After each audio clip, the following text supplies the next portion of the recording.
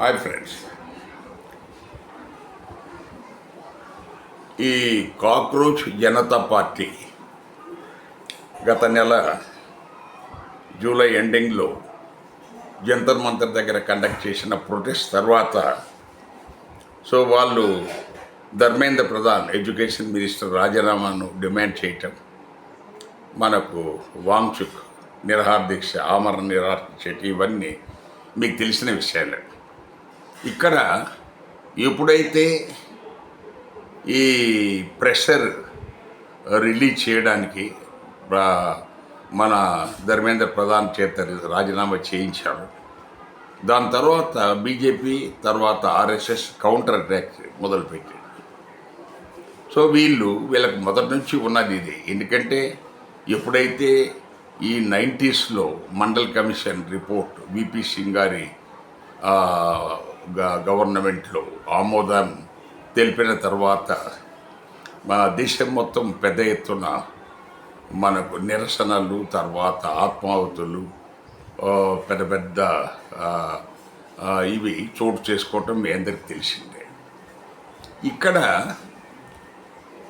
దాని తర్వాత దానికి కౌంటర్గా మండల్కు కమండల్, మనకు ఎల్కే అద్వానీ రథయాత్ర.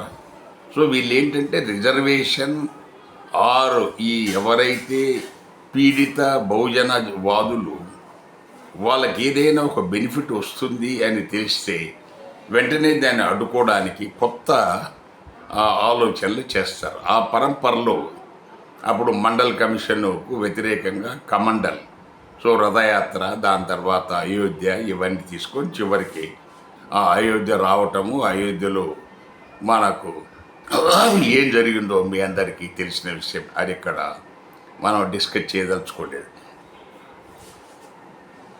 ఇక్కడ ఈ సుప్రీంకోర్టు, హైకోర్టులు మాట్లాడితే 50% దాటకూడదు రిజర్వేషన్ అంటున్నారు. రాజ్యాంగంలో ఎక్కడన్నా ఉందా? లేకపోతే మీ సొంతంగా మీరు ఆ కట్ ఆఫ్ నిర్ణయించారు? రాజ్యాంగంలో ఎక్కడ లేదు.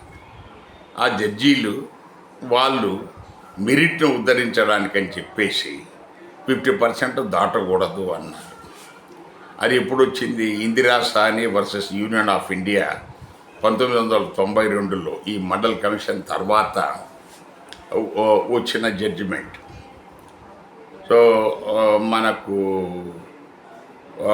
అక్కడ కూడా ఐ థింక్ 9 మంది జడ్జీల న్యాయస్థానం ఆ తీర్పు చెప్పింది. ఇక్కడ మనం గమనించాల్సింది, మన కొన్ని రాష్ట్రాల్లో, మహారాష్ట్రలో మరాఠా కోటా అని చెప్పేసి పెంచితే కొట్టేశారు. తెలంగాణలో ముస్లింలకు ఏదో ఈడబ్ల్యూ వాళ్ళకు కోటా కొంచెం పెంచితే కొట్టేశారు. ఎక్కడ ఏమున్నా కొట్టేస్తూనే ఉన్నారు. కానీ ఈడబ్ల్యూఎస్ జనవరి 2019లో సైలెంట్గా మోడీ గారు, దానికి ఎవరు ఉద్యమాలు చేయలేదు, ఎవరు అడగలేదు. ఎలాంటి డిమాండ్ లేకుండా ఓసీలలో పేదలెంతో లెక్క తెలియకుండా, ఎలాంటి రికార్డ్స్ లేకుండా మనకు ఇష్టారాజ్యంగా 10% ఆయన ఇచ్చేసాడు ధర్మం. దానికి ఇమీడియట్గా మనకు రాజ్యాంగ సవరణ 103 రాజ్యాంగ సవరణ చేసి దాని ద్వారా వెంటనే దాన్ని రక్షణలోకి తీసుకొచ్చుకున్నాడు. రాజ్యాంగ సవరణ చెల్లుద్దా మరి చల్లదా అనేది మళ్ళా దాని మీద పిటిషన్లు వేసినా అది మళ్ళా అది ఉంది. ఎప్పుడో ఒక 10 ఏళ్ళ తర్వాత దానికి తీర్పు వస్తుంది. మరి రాజ్యాంగ సవరణ చేసినా కూడా 50% దాటింది కాబట్టి ఈడబ్ల్యూఎస్ చెల్లదు అని జడ్జెస్ ఈ పిటిషన్ ఎప్పుడైతే ఈడబ్ల్యూఎస్ను ఛాలెంజ్ చేస్తూ సుప్రీంకోర్టులో ఫైల్ అయిందో దాని మీద వాళ్ళు ఎలాంటి నిర్ణయం తీసుకోలేదు. మామూలుగా యథావిధిగా ఒక నోటీసులు ఇవ్వటం, దాని తర్వాత మనకు మళ్ళా అక్కడ బుట్ట దాఖలు అది ఫైల్లో మన దాంట్లో పెట్టేస్తారు. ఎప్పుడో ఒకప్పుడు అది దానికి జడ్జిమెంట్ వస్తుంది కొన్నేళ్ల తర్వాత.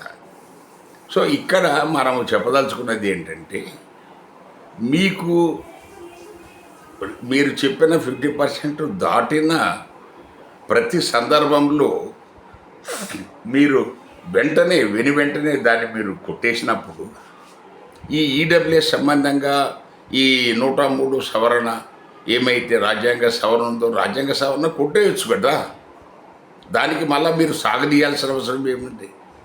సో ఇది అంటే దీని అర్థం ఏంటంటే, మన సుప్రీంకోర్టులో ఉన్న న్యాయమూర్తులు మెజారిటీ ఓసీలు, ఇంకా మెజారిటీగా చెప్పాలంటే ఒక క్యాస్ట్ వాళ్ళు ప్రధానంగా రిజర్వేషన్ వ్యతిరేకించే వర్గానికి చెందిన వాళ్ళు.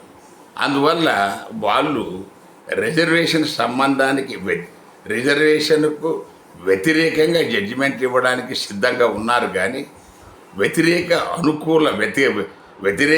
అనుకూలంగా వాళ్ళు జడ్జిమెంట్లు ఇవ్వరు, కానీ రిజర్వేషన్కు వ్యతిరేకంగా వచ్చే వాటిని మాత్రం వెంటనే డిస్పోజ్ చేస్తారు. సో ఇక్కడ మరి ఈ ఈడబ్ల్యూఎస్ కూడా ఆ రకంగానే అది ఈ రిజర్వేషన్కు వాళ్ళకు వ్యతిరేకంగా ఏర్పడింది కాబట్టి దాన్ని కాపాడడానికి వాళ్ళు మళ్ళీ వాయిదా వేశారు. ఇది జరుగుతూ ఉంది, ఇది ప్రజలు గమనించాలి.